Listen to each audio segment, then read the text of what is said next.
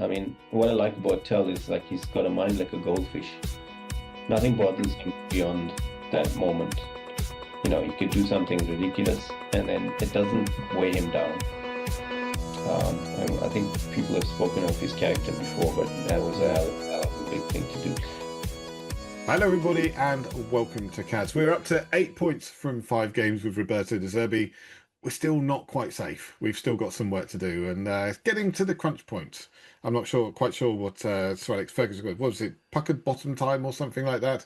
That's where we are now. But let's talk about the game. Let's talk about VAR. Let's talk about penalties. What even are penalties nowadays? It's been so long since we've had one. I think it's just become an abstract idea that doesn't exist for Tottenham Hotspur. So, hey, here we go. I am joined by, and I'm going to go round in clockwise from my perspective, Ash. How you doing, Ash? Good to see you guys. There was a big kick in the gut yesterday, but we're still in our hands. We are still standing. Dave, how you doing? Pretty good, thanks. Yeah, had a nice time at the pub yesterday, and very disappointed with the result, but yeah, pretty good. Excellent. Austin, how you doing? I'm good, thank you very much. Much like David, had a nice time at the pub. Not the same pub in France, sadly. But my pub is the Shep. It used to be called Le Chateau. So there is a French connection, and it is in Frenchgate in Richmond. Oh, there you go. There you go. But very, very disappointing results, especially given that there were several Leeds supporters in the same room. But bearing in mind I'm in Yorkshire, that's hardly. You are closer to Leeds, absolutely. And of course, A. How you doing, A? Hey, we take a licking right. and we keep on kicking. Oh, nice. Well, we could have done with a little less kicking, certainly in one aspect yesterday, but I'm sure we'll get round to that. Let's talk about the game. Now, do we want to talk about the result? Do we want to talk about the performance? I don't think we can really talk about team selection because it's pretty much forced upon him. Let's talk about the performance. The performance was not as good as the Aston Villa game. And realistically, that was always going to happen because Villa had a big match coming up and I think their attention was on that.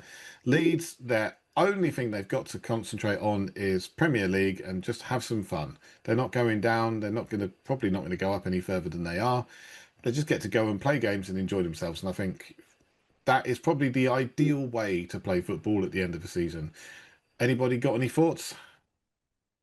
Well, yeah, I don't think it was ever going to be. I mean, I think it showed the massive improvement that we've made under Roberto De Zerbi, even though perhaps it wasn't as sort of sumptuous as against Aston Villa, etc., etc.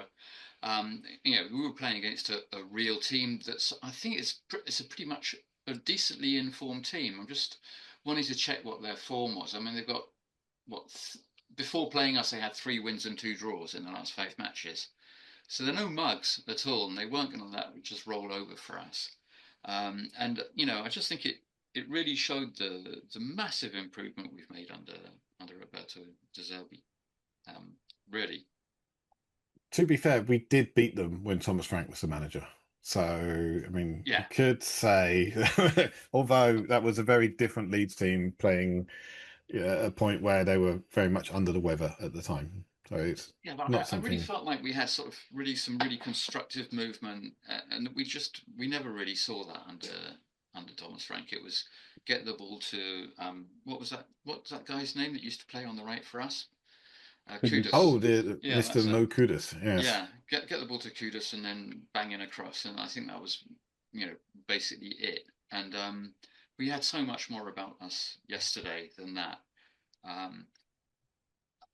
I don't want to I don't think it's worth really digging players out, but again, Kolo Muani, he can be a little bit disappointing, to be honest, and it would have been nice to have had more from that right wing, to be honest. Yeah, it would be nice to have another fit option, frankly, but we don't have one. So, Ash. Yeah, exactly. Agree with Dave. We are still playing, as you said, Stu, with a very limited squad. He's getting a tune, even if it's not an operatic tune, out of what we've actually got. And I thought we actually played, relatively well with what we've got, and just very unfortunate as the bad luck continues to crop up bad refereeing calls. And the other thing where players go down, and VAR and VAR or VAR or whatever, you know. So it's still in our hands. It was a real kick in the gut. I thought Tell that goal was just beautiful. It was actually like that Xavi goal where everyone was so excited, and of course we only ended up drawing. Tell's goal was so exciting, and then we only end up drawing. But given what we have, I thought we've really been putting in a stupendous effort for the guys who are playing. So it's all in our hands still. So there you go. It is all still in our hands, which is basically where you want to be. There's another position I'd rather be in, and that's safe. But you know, clearly that's not going to happen. Not for a while anyway. Austin, what did you think of the performance? I think it just highlighted the fact that we need a finisher. I mean, Richarlison went through, loosely controlled the ball and got taken off him. Kolo Muani did a couple of times, went through, got the ball taken off him, went through once, put the ball in way past where it should have been when Tel was coming in. Our finishing was awful. Paulinho put one over the bar. Richarlison put one over the bar. We had chances to bury that game. We did. Yes, the overall performance wasn't brilliant, but the aggregate of what we did should have enabled us to win that quite comfortably. Yes, Leeds had Kinsky made a save of the season, and made another very good save from the Welsh Roda. But they were really the only chances that Leeds had. We had about 5 or 6 chances where I was thinking, right, we're going to bury this, and we didn't. And it was just frustrating. Yeah, if we'd had a better finisher up front, we would have won that game probably 3-2. I mean, just bearing in mind that save from Kinsky, which I'm sure we'll talk about later, was absolutely incredible. That 3-2 would not have been an unusual scoreline for that game at the end of the day, with all the chances and everything like that. A, what did you think? Sorry. Just one thing before you go to A. Apparently, we relegated Leeds when they went down a couple of years ago. So that must have been the back of their heads as well, going, we owe them one. So anyway, we didn't. Yeah, that was one of Ryan Mason's few games in charge, I believe. A, what did you think of the game? I thought it was promising. I didn't think it would be as free-flowing as Villa because, well, for a few things that you mentioned, but also Villa played a much more open game. I thought for large periods, Leeds sat back in a block, 5 in the back, 4 in the midfield, and that made it difficult for us to break down, probably knowing that we had limited creative resources. And in spite of all of that, we kept going. I agree with Oz. The game should have been dead and buried a long time ago. We take our chances when we were on top. I think that's like the key thing is when you're on top, you're going to make it count. We did that against Villa. We didn't here. And if you do that, the game's not close. They probably break a lot earlier. So, yeah, it's promising, though. The game's a hell of a lot nicer to watch.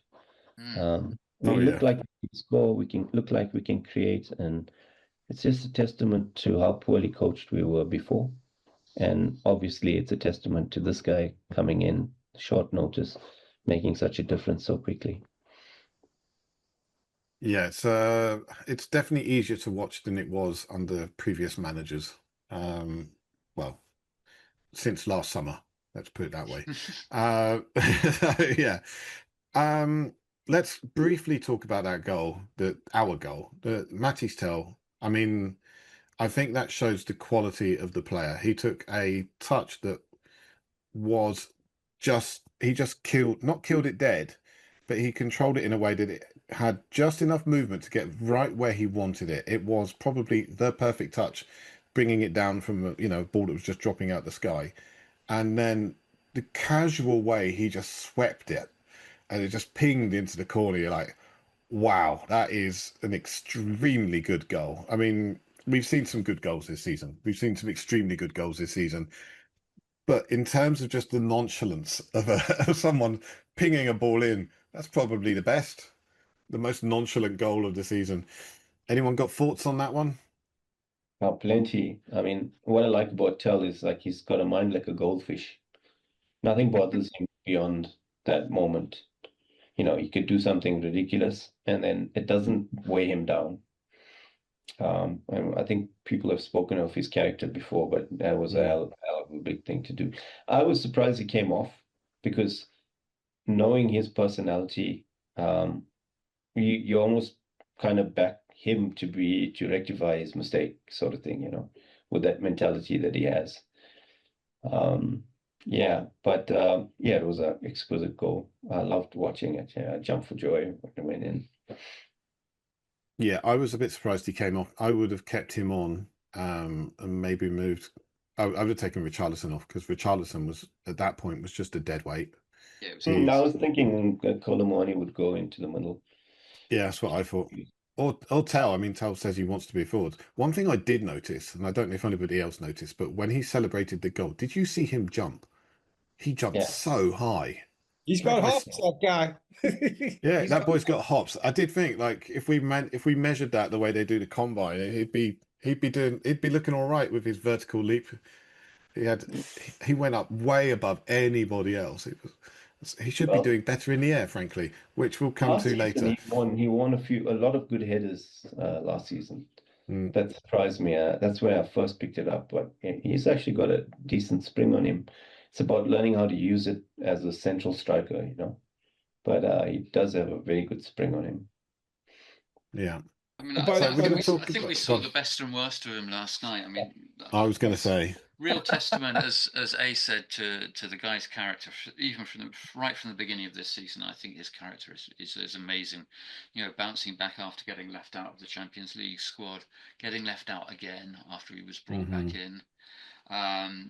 Frank obviously didn't fancy him, didn't play him very much anyway, and he didn't let his head drop, and he's kept going, and he makes some astonishing decisions. I mean, that cross that he put in for Leeds was just I mean, I don't know, but I mean, I guess that's the thing. He's very young. He's very raw. He's clearly prone to making mistakes, and I think that penalty is one, I'm afraid. And then he goes up the other end and he pings that absolutely top class goal, absolutely top class goal. But he also tends to run into blind alleys, hold on to the ball a little bit too long, and I think these are all things that he's going to improve, and I think he will improve. I think I suppose De Zerbi's not got much choice, but he doesn't like players that don't take instruction. And I think he does listen to De Zerbi, and I think he's going to come on a lot under De Zerbi. Can I say though that weird pass almost led to a goal for us? We went It straight did, up the other side, yeah. But if Danso hadn't got his head on it, oh my Yeah, we were God! done. I mean, it was a goal. It was going to be a goal. Yeah. That cross was almost as good as the cross that he did actually the game before where he got an assist. Yeah, for Richarlison. Yeah. Yeah. So he's actually got an important assist in the last game, a goal in this game. So he's making contribution. His corners weren't great shakes, though. We They didn't weren't. threaten much from corners, unfortunately. Yeah. Especially I mean, when you've got a shot on you like that, David. He shouldn't be taking corners. You should be on the edge of the box to take shots like that. he should be. Yeah, that's Absolutely. a good point. Yeah. Right. So as David said, he showed his best and his worst side. We saw a great goal from him, and then it's a tale of two penalties, isn't it? The first penalty that was given, I don't think there's anyone in this group who is going to disagree that it was a penalty. I mean, it was pretty stonewall. I'm going to say that it's doing an overhead kick in the penalty box is a dumbass thing to do, and you would want him to be just like heading it out or whatever. And I suppose it's his inexperience, I guess. I mean, there's part of me that feels like it's pretty harsh because, I mean, from what I understand, it is a penalty, but the guy's doing an overhead kick. He's got his back to the player that's coming in, and the player kind of just puts his head on his foot. It's not foot to head; it's head to foot. So no, I'm not going to dispute it. It just feels like really bad luck. It just feels like that's just the sort of thing that happens to us at the moment. And Absolutely. that's rough. It's dangerous play. It's yeah, the dangerous player play. You did put your play. foot there. It's dangerous play. Yeah, he did play it up. Come on, he was playing like holding the top of his head. He was nowhere close to the top of his head. Yeah, he had a Well, lovely bruise at the end of the game. I don't know if you saw, but he had a Good. great bruise at the end of the game. Showed Where? that there had actually been some contact right on top of his forehead. So He didn't look yeah, like he even got anywhere close to his forehead. It was up on his chest here, and then no, he put his head down. he got kicked in the head. So Well, Listen, when it happened in real time, it didn't. I don't know what we have replays in real time. It didn't look like a penalty. yeah. Well, I mean, I think it is according to the rules of the game, and so it's tough, and like, hopefully Tel's going to learn from it. And it was a really expensive lesson, though. That was a really expensive lesson. It's interesting because Danso did that too. Actually, wasn't it a couple of games ago? So we've had a couple of expensive errors in the box in this relatively good run the last 4 games. Yeah. So there we go. That was the penalty that was. Now let's talk about the penalty that wasn't. James Maddison in the box, and the Leeds defender, I can't remember, Nemecha, I think it was, steps across him, maybe gets the slightest of slight touches. I'm not even sure he did. I can't see the ball move as a result of any potential touch, and then proceeds to wipe out James Maddison with his follow through. Now, I've been looking at it today. I've been looking at the IFAB rules.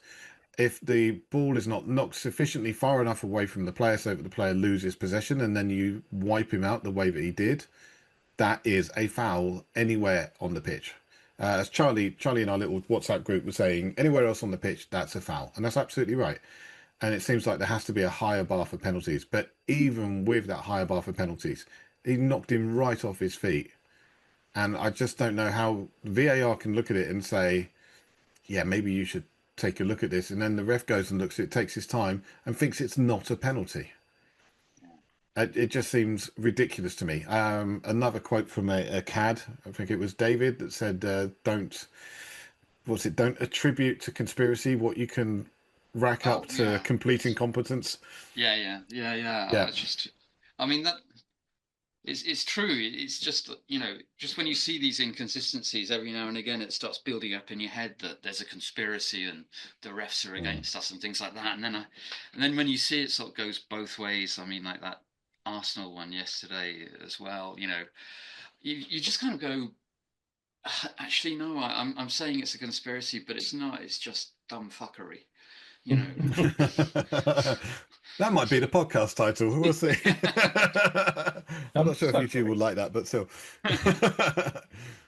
Oh dear me. Yeah. But no, I mean, for me, that was a stonewall penalty. I'm yet to see any Spurs fan who says it isn't. I've seen plenty of West Ham fans say it isn't. I've seen some Leeds fans say it isn't. But I'm yet to find a Tottenham Hotspur fan who looks at that and genuinely says, yeah, that wasn't a penalty. As the defender of VAR, Oz, are you going to say anything? I'm not the defender of VAR. No, it was David who was calling for VAR before it was introduced. Yeah, now I'm calling. I was calling for VAR before it was introduced, but I think it's been appalling. Yeah, it is so inconsistent and so badly done. I think it should be scrapped. I'd rather complain about refs making bad decisions when they've done it honestly by doing it in real time than VAR spending half an hour and cogitating over their navels and then coming up with a decision that's totally crap. Yeah, and we had 13 minutes of additional time yesterday. Over half of that was down to VAR.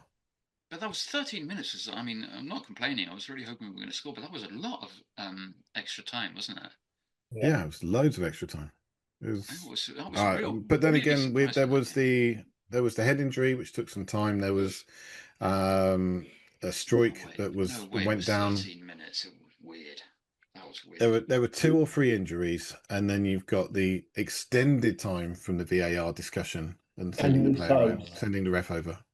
and the the sub. subs. Yeah. Yeah. So yeah.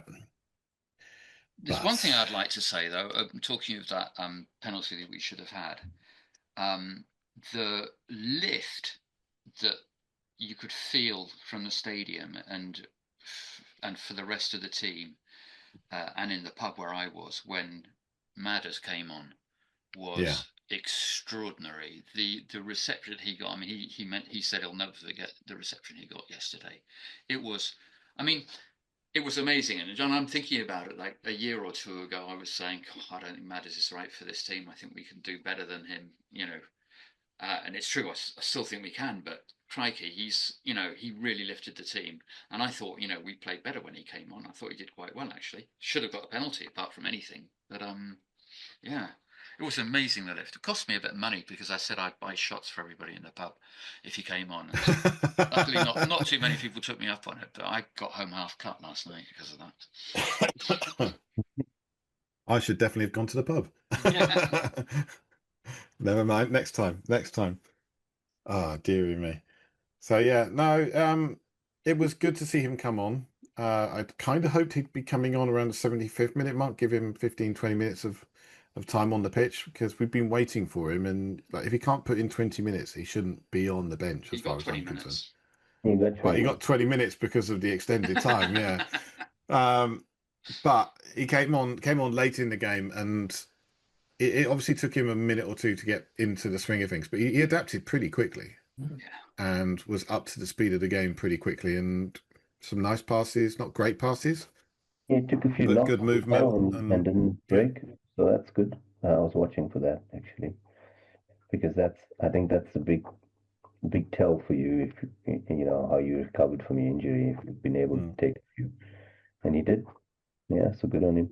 Did anybody see the story in The Athletic about how his injury happened and how long he's been injured? Did anybody else see it? So no, I saw... in The Athletic, he said that when he was injured against Bodo Glimt at home, by the way, in fact, his injury was was it a torn ACL? And the medial ligament, I think it was. And the external specialist said, no operation, just, basically, let it heal and you'll be back. And then he came back. And obviously that was the weak link, which is why he ruptured it later. So I thought he did his medial ligament against Bodo. No, I think it wasn't. It was I can't find. I should have got it up on my screen, but basically he had that injury before, and it wasn't completely healed, and and it was a weakness, and that's why it ruptured. It was very interesting, and it also, because when you're looking at it, people are saying it's the stadium, and you're going, no, but James Maddison happened away from home. Well, actually, no. Bodo Glimt, he got injured at the stadium, and it was a tear. So are you blaming the pitch or not blaming? I'm wondering. I'm wondering whether we're, weakening this part of the body running on that pitch, and then it's leading to more serious injuries later.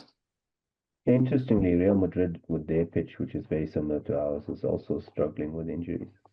Right. Okay. Yeah. Like has everybody seen the Real Madrid news from today? Oh. No. What is it? Jose Mourinho is in the final stages of agreeing a contract to return as Real Madrid boss. That's nuts. That's nuts. Oh, dearie me. Well, that'll fuck them over. Yeah. They did it before, right? They used anti-football when they couldn't keep up with Barca's football. And come back to it, yeah. Oh, dearie me. I mean, he's a guy who knows how to work with big name, big ticket players. It's the players who aren't quite so big name, big ticket that he seems to struggle with. So yeah, I just don't understand. Can we go back to Spurs? He is somewhat tangentially linked to Spurs, but still. Okay, so yeah. So, I mean, do we think we're actually going to get a penalty this season? If we weren't given that one, which to me looked pretty stonewall, do we think we could go an entire season without being given a penalty? Looks like it. Yeah, I think we will. Well, our last one was in 2024. Yes. So we went the Wow. entirety of 2025 without a penalty. So I think it's quite possible we'll go the entire season without a penalty. Gonna get 2 at Stamford Bridge. Yeah, that would be Yes. all right. A was telling me before we started recording that on average we have something like 6 penalties a season, which means we need to have 3 in each of the next 2 games to hit that average. That would be okay with me. I'd be fine with that. 4 against Chelsea and 2 against Everton. I think that'll get us what we need. Oh dear me. How does I take all 6 against Chelsea.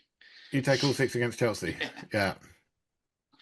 Yeah. How is everybody feeling about our survival chances? I know we now have it in our hands, but that's not exactly been something that works for us a lot of the time in the past. I am still very nervous. I'm still expecting us to kick off in the Championship next season because it's easier on my mental health that way. David, what are your thoughts? I just go backwards and I go back and forth. 1 minute I'm doing the Yiddish. We're going down, man. We're going down. That's Going down, man. bullshit. Going down, dude. From Aliens. So 1 minute I'm like that, and then the next minute I'm like, no, Roberto's got this. He's got them playing properly. But the nightmare scenario for me is whenever we go to Stamford Bridge, number one, we lose. But also we tend to lose a packet of players as well, and we don't have any players to lose anymore. We don't have. So- well, we could lose some midfielders. We've got some Yeah, that's midfielders true. back that Yeah, we could lose now. But Yeah. I just feel like when I'm really starting to freak out, I'm going, we're going to go to Stamford Bridge.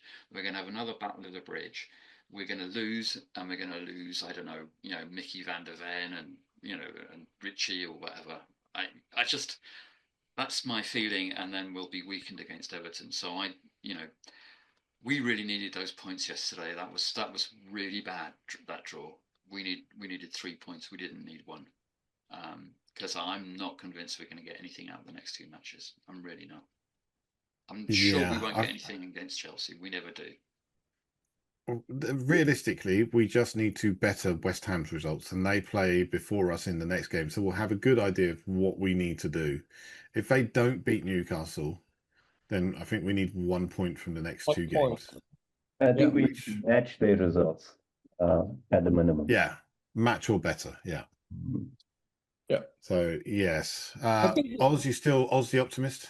Yep, we're staying up. Yeah, staying up. As someone who has seen us relegated, Yep. you're not seeing any parallels. You're not worried. No, when we were relegated the last time, Berkshire, I think, had just taken over. Yeah, And Glenn Hoddle was in the team. Hoddle was in the team. Neil McNabb was in the team. Kinnear was still in the team. I was living up north in those days, like I am now. So my London time was sometime after that. So I didn't actually see Spurs play at all live. So I can't comment in the way that, say, Laurie Wilkinson or Barry Mead or Andy Kapilov can. But the league was much more even in those days. And we had a team that was just starting to develop. And it developed the following season because we got promoted the following season. And then we had sort of 2 or 3 years of absolute excellence, going into the 80s with Ozzy and Ricky Villa. But this team now that we've got, I think, has got used to losing. And I think they got used to losing under Ange from halfway through the previous season, not last season, halfway through the previous season when the Chelsea game happened. We then said, oh, we're going to play the way we're going to do, and we'll win games. And we lost game after game after game after game. And we've done the same. We did the same last season, and we've done the same this season. And I think when you look at De Zerbi's record, and if you place that over the top of the last 2 seasons, we would be sort of mid table to European places, because we've got points in 4 of the games that he's managed us in. So I don't see the parallel with the year that we got relegated, because in those days it was a lot more even. But I do see the history of the last 3 seasons. And people saying Ange should have stayed.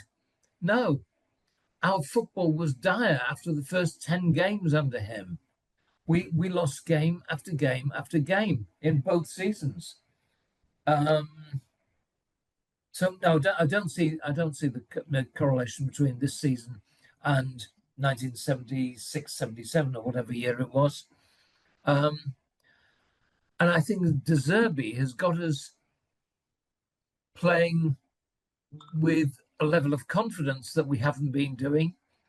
I've seen more patterns of play that I haven't seen for the last 2 or 3 seasons. And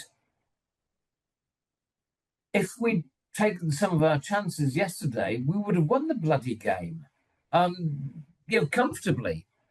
So I think it's completely different, and I think we're staying up. No, I don't think we're staying up. We are staying up. I tell you what, with a decent amount of confidence. One thing that's just really enjoyable to watch with Tottenham at the moment is the press. I just, you mentioned, I was mentioning Ange's tenure. Just reminds me of how disorganized our press was, and how frequently, a midfielder would go off at, run off to press, or Romero would be pressing in the wrong place, and then there would be a massive boulevard of space behind them, and teams just hit us over and over again because of our appalling pressing. And under Roberto De Zerbi, one of the first things he seems to have done, and that's, Palhinha, Gallagher and Bentancur and Richie are really, really impressive in the press. And I think that wins us. Maybe we lack creativity, but when you get turnovers high up the pitch, it automatically creates opportunities for the team. And I'm really enjoying watching the way those 3 or 4 pressers, principally the 3 midfielders and Richie, the way they go about their business. I think it's amazing. I think it's the best press we've had since Pochettino days. Yeah, it's reminiscent of Pochettino's sort of press. Dave, that and the other aspect, and then I'm going to speak about what I think about our chances, is Kinsky's distribution and his actual confidence on the ball. It's absolutely better than Lloris's. Lloris was a head case when he would distribute them. He just kicked the ball right to them. He wasn't very good. And this guy is superior to both those, Vicario and Lloris. And the saves that he's making are, if we were doubting, he's only just turned 22, 23, are superb. So the press, fantastic at that end, and then Kinsky's strength and distribution at the other end. As for what Oz was saying, I don't know. I hope we stay up. I think we're going to, I remain an optimist, but I think we're going to need some luck. We're definitely going to need some luck and some refereeing decisions to go our way. That's just. We're definitely going down. If you're relying on luck and refereeing decisions, we're out of everything on that. We've had a little bit, but not a lot. Actually, if the refereeing decisions don't go against us, that's good. If it's just dead even, okay, let's just play the game type thing, So look, the refereeing against Aston Villa, I thought was very good. If we had refereeing like that in every single game, we'd be fine. It's just there seem to be decisions in almost every single match that go against us somehow inexplicably. We have talked about it, and I will continue to bash my head against the wall and be unhappy with it. Danzo got booked yesterday for I thought, a pretty tame challenge. It wasn't a nasty challenge. It was a bit of a block, and I'm not complaining about his booking. But a few minutes later, a Leeds player came straight through one of our players and wiped him out and took him on the top of his foot. Mm-hmm. And we got a foul, but we didn't get there was no booking.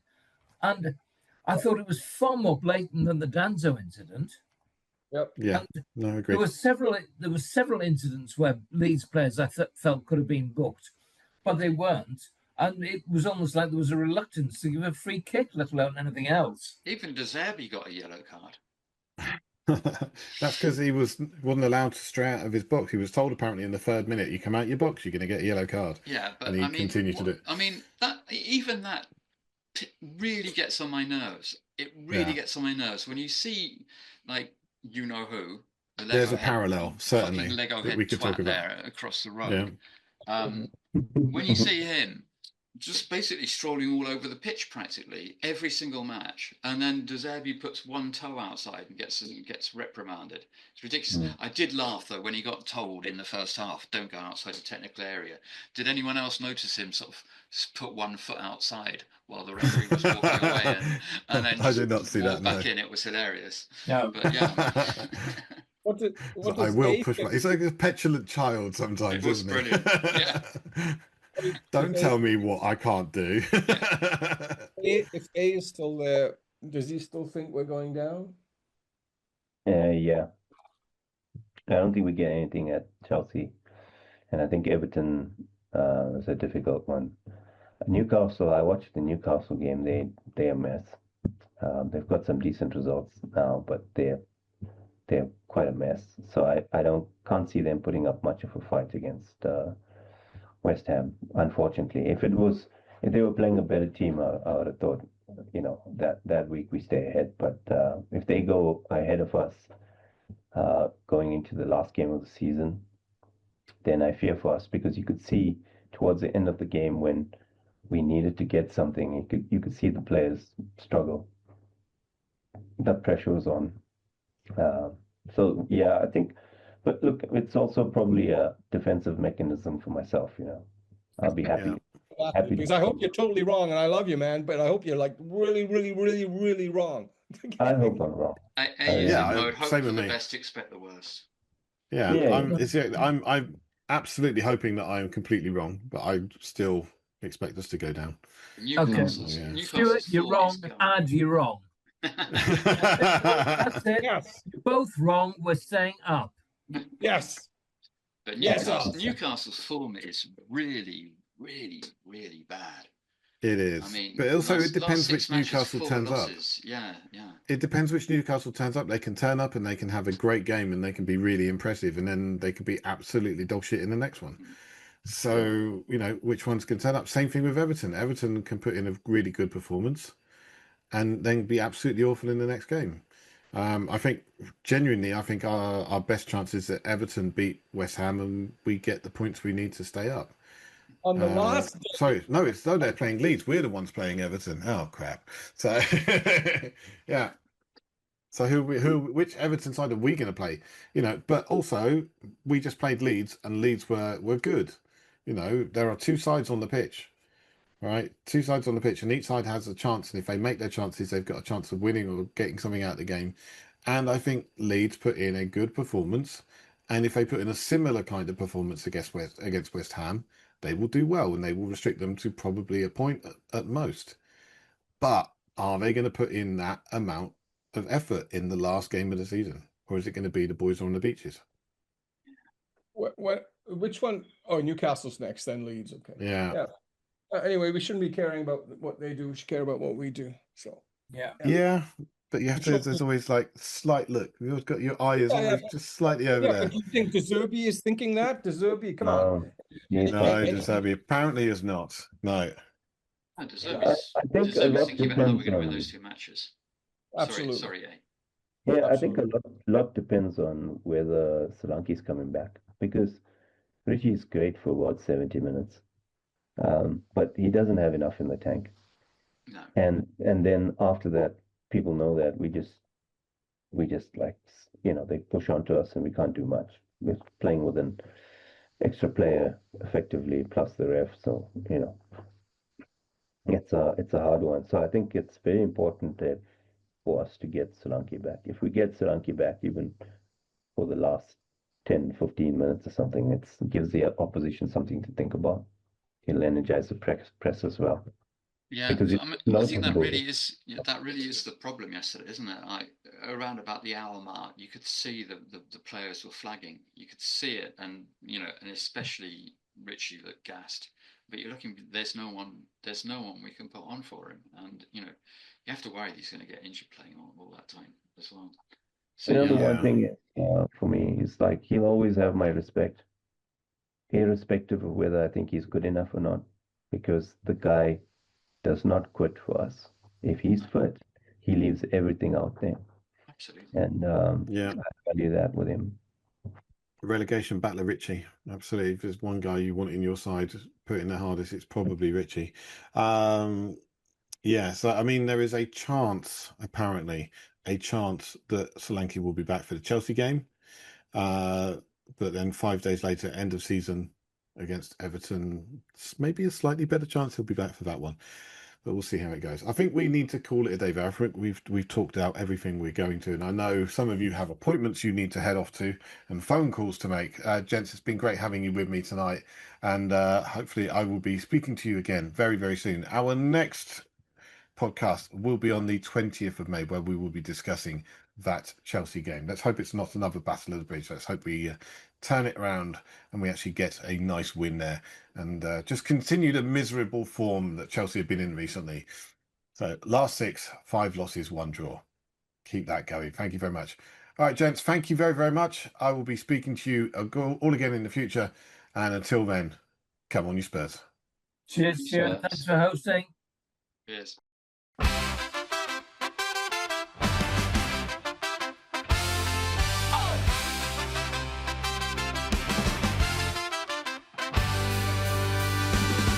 Gather round, lads, it's time for a cheer. We've got opinions to share, raise your part, never fear. From the stands to the pub, we're ready to spit. In the world of football, it's the CADS chat shit.